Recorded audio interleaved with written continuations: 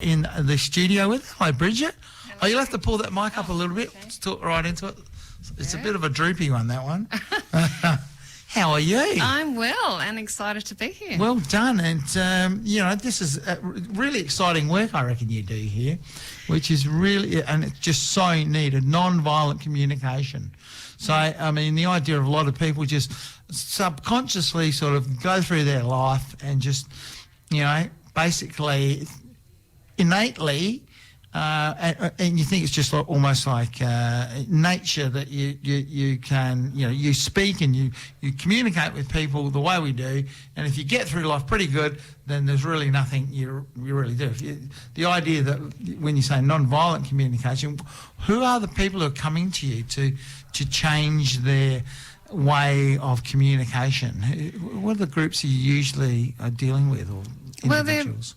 There are people from all walks of life, really, because it's effective in your workplace, with children, with partners, with, anywhere you want to have a communication with someone, a conversation that is maybe a bit tricky or really important, that you get the message across in a way that the other person's going to hear it and not be kind of triggered or offended in any way. So it's anyone, really. We get people from all walks of life. Yeah, right. So how long have you been doing this? So I've been teaching for about the last 8 years in Aldinga. Yeah. And I trained with Dorset Campbell Ross in Willunga in 2006. Yep.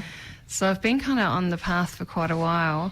And it's transformed my life and my relationship with my husband and my son. And well, I was going to say, is there a catalyst to you actually wanting to learn this? Was it? And you sort of, I suppose you mentioned it a little bit then.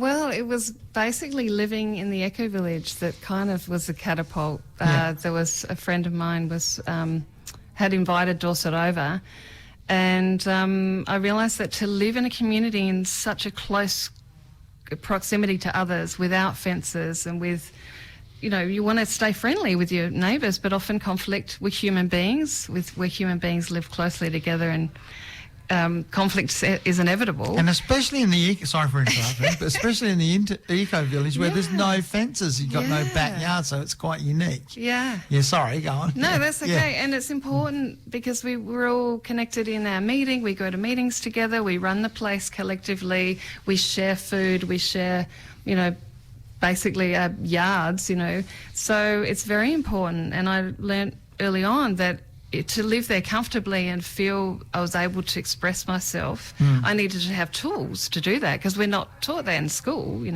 how to communicate effectively and how to connect with our feelings and our needs and communicate them to others. So, yeah, it's been really helpful in that way. And I teach groups in the Eco Village now. Well, I suppose it's a very broad subject because obviously our language is very... words can be like so many different meanings for a start. So when it comes to communication, how much is it about your intention? It's a lot. Use a word. Yeah, it's a lot about intention. That's really great that you brought that up, because it's all about having an intention to connect with the other person. If our intention is to change them or to make them wrong or to manipulate them in any way, which none of us would ever do that. So, that just causes more conflict and disconnection. So what we want to do is really get to know the other person, put ourselves in their shoes. We call that empathy. And, try and understand, even when there's a conflict or when someone's coming to me with anger or blame or judgment, I want to go in with curiosity and try and figure out, what is it that's motivating this? What is their unmet need that's motivating this behaviour? Right. Rather than making them wrong or, trying to change them in any way. Well, I suppose is it the innateness of a human being to want to be right? Yes. That's a big stumbling block here. Because you come in and you go, I'm going to be clever, I'm going to be this, I'm going to be that, sign of weakness if I'm wrong, for men and women. And because often when the word violence comes into anything, it somehow sort of, maybe shifts to a male sort of aspect in the community, You know, because in general, you know, just got this thing about men and the way they're being aggressive and the alpha male and all this type of thing. But it's not, is it? You know, passive aggression through words. Yeah. Can you speak to me on that? Well, I guess for me it's like the, you know, we all know violence, physical violence, it's very obvious, or someone shouting or whatever, but it's the subtle violence that is embedded in our language, our education system, the music we listen to, the words are often quite violent and we're not even aware of it. We're not aware of the impact and the power in our words.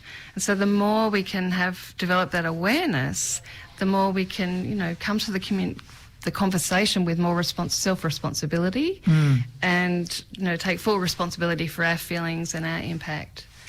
It's really hard, isn't it, when you're like communicating with someone who is maybe determined to, you know, break you down or whatever they're trying to do, or just, you know, push their own point away, and they bring in, say, some dubious facts to their language, you know, or to the dialogue.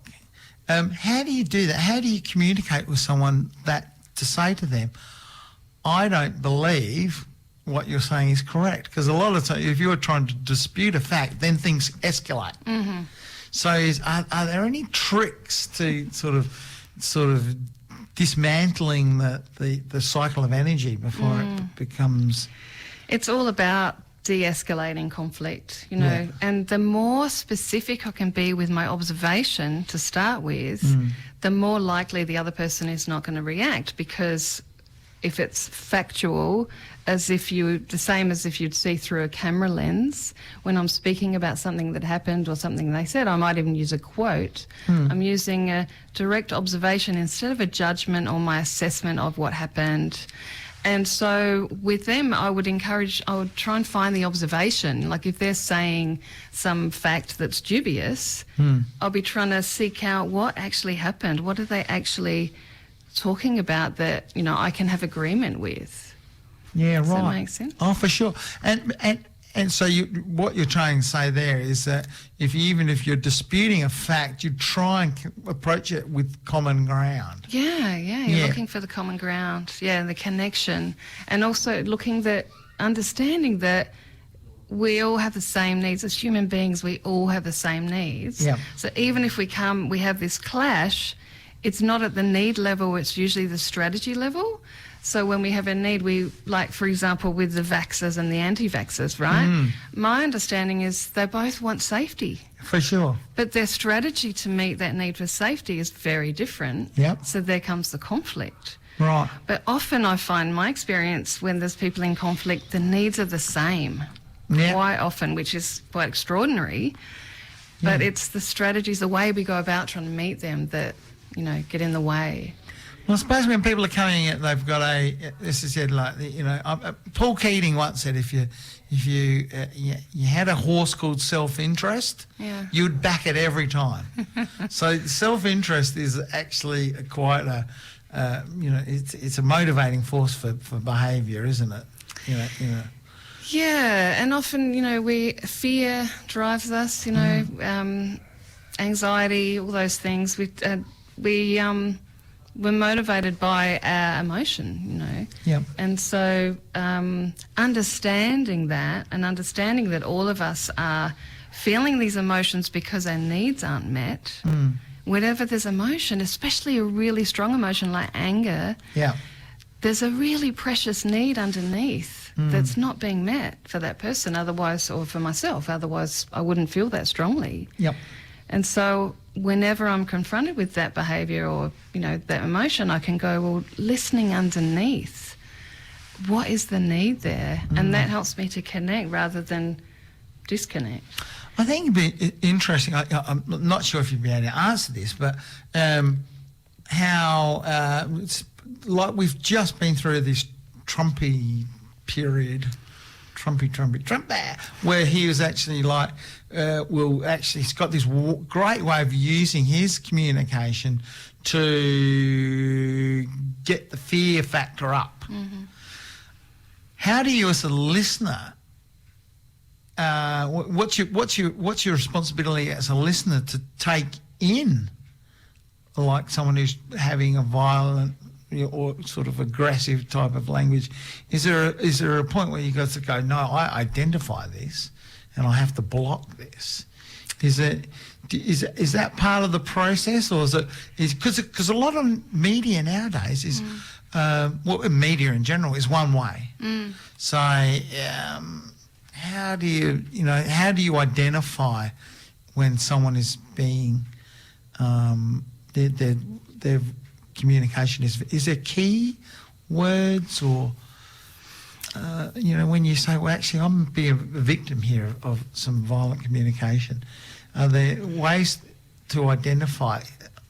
Well, I'm always acknowledging that someone else's pain or emotion is their responsibility, as is mine. I'm fully responsible for whatever I'm bringing to the table, sort of thing. And my emotion, or my needs, all my actions is my responsibility.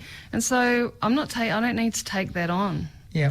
And just always remembering that if someone's, coming from a place of fear and, bringing those kind of, with that angle, I go, well, they're afraid because they need safety, or they need understanding, or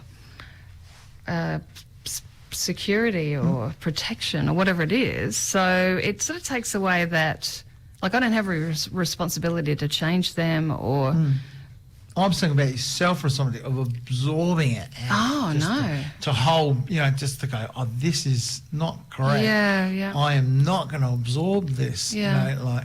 Which is easier said than done, isn't it? If someone is actually coming to you and you're going, I think they're communicating in a violent manner. Yeah. Do you actually say to them? No, because... Stop? You can. I mean... Hold up the hand? Normally I just try and listen. What I find is if someone's got a lot of emotion and I just listen, I'm able to just kind of stay present to it and not take it on and not react, that often just by the listening, the deep listening, that it'll come down a notch. The intensity will ratchet down slightly just because I'm not reacting. And I'm always listening for what's the meaning underneath what they're saying, not listening to the words so much, but what's going on for that person. Yeah. So it's you're always tuning in, with a great deal of curiosity, instead of judging them, making them wrong, just, okay, so what's here? What's here for them, checking in. And also at the same time, what's here for me? And what am I needing in that moment?